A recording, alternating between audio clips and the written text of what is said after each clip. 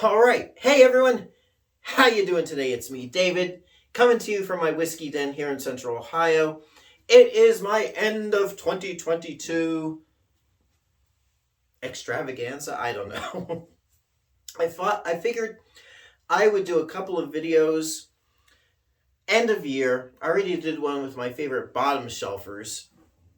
But I figured this video I would do my favorite go-to whiskey selections. Rather than, the best ones I've had this year or tried for the first time, which this includes, I figured what I would do is what were my favorite bourbons, my go-to bourbons for 2022. Here they are. These are my main 5. We've got a couple of honorable mentions, plus one other special one. And I want to apologize in advance if some of these aren't available in your area. I know here in Ohio, 3 of these are not available. One of them is allocated. But you can probably guess that if you're here in Ohio, which is which. And one of my other honorable mention, which is not up here, is only available at the distillery. So go figure. So here we go.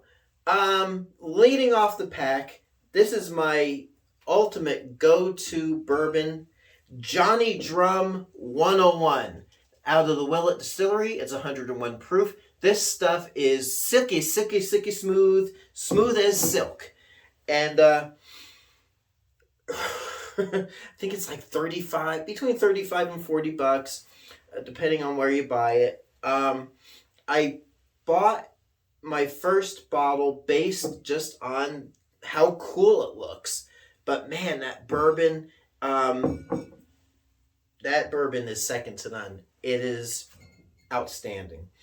In the Tennessee whiskey category, not everybody cares for George Dickel. But George Dickel 12, Superior 12, tan label for 22 bucks, available everywhere. Excellent, I shouldn't say value Tennessee. Excellent Tennessee whiskey is probably my favorite over-the-counter, constantly stocked Tennessee whiskeys. 90 proof, smooth as silk, caramel smooth, beautiful, beautiful Tennessee whiskey. Really love it. Have not opened this one yet. I've been through a bottle or two. And when I was in California a few months ago, my father-in-law, who figured he'd start getting into whiskey, I recommended that for him, and he really enjoys it. Enough said. Weller Special Reserve, another 90 proofer, wheated bourbon. It's allocated here. I think it's allocated everywhere, but here in Ohio, MSRP is about 23 bucks. When I was in the West, in California, they're asking like 200 bucks for a bottle of this. Go figure. Excellent $25 bourbon. When we visited California, I'm going to mention California a couple of times. When we visited California last time, I brought a bottle of this little care box to my brother-in-law, Johnny. Brought him Weller Special Reserve. And because he's a newbie when it comes to bourbon, he had a nice bottle of Maker's Mark, which is good for starting out with. But so my wife's older brother, Jimmy, or James as he's asked to be called, but he's a Jimmy, felt this was an excellent $50 bourbon, and I got to agree with him. When I first discovered this about 2 years ago here in Ohio, I snagged a bottle and I fell in love. I just enjoy the lightness of it, smooth drinkability. It is a go-to bourbon if I want a little special treat. Speaking of weeded bourbons, believe it or not, Rebel 100 is one of my go-tos out of Lux Row. You can see how much I'm enjoying that. As it gets less and less in the bottle, it gets sweeter, smoother, so nice. Don't be put off if, let's say, you've tried it like right at the neck pour and it tastes a little harsh. Once it opens up, leave it in the glass for about a half hour before drinking it. Let it air up and open up, and it's just a really nice, sweet, really nice bourbon. It smooths out over time.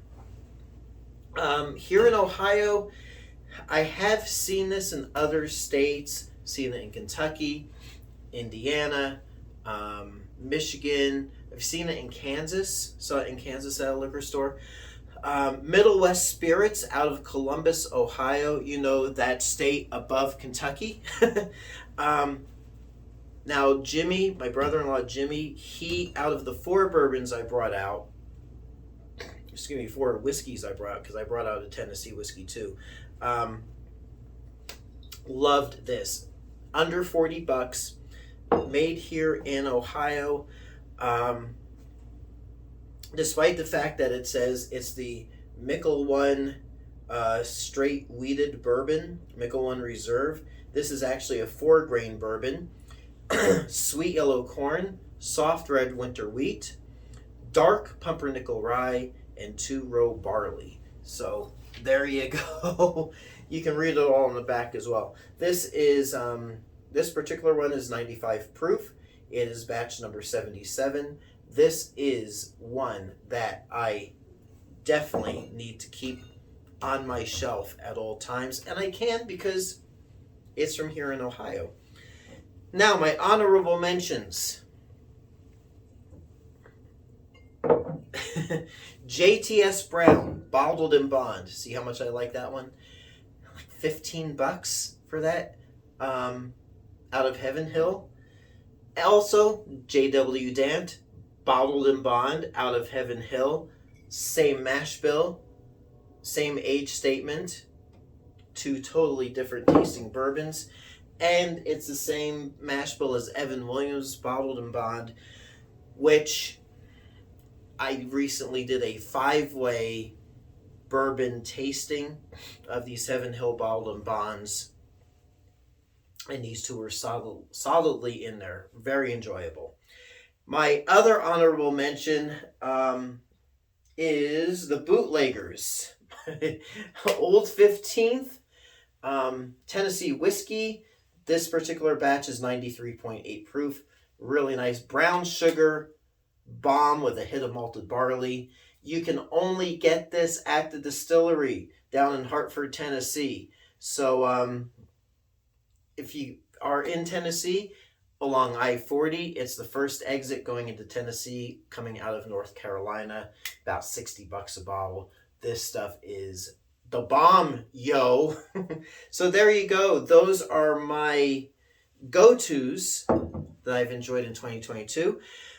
Stay tuned. I'm going to have another video coming up as far as my special whiskeys that I've enjoyed for the year. So watch for that video.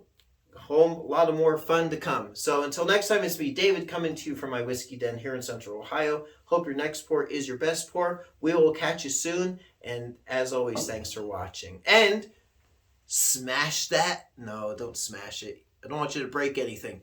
Just hit like and subscribe, all right? I'd appreciate it. Thanks again for watching. We'll see you soon.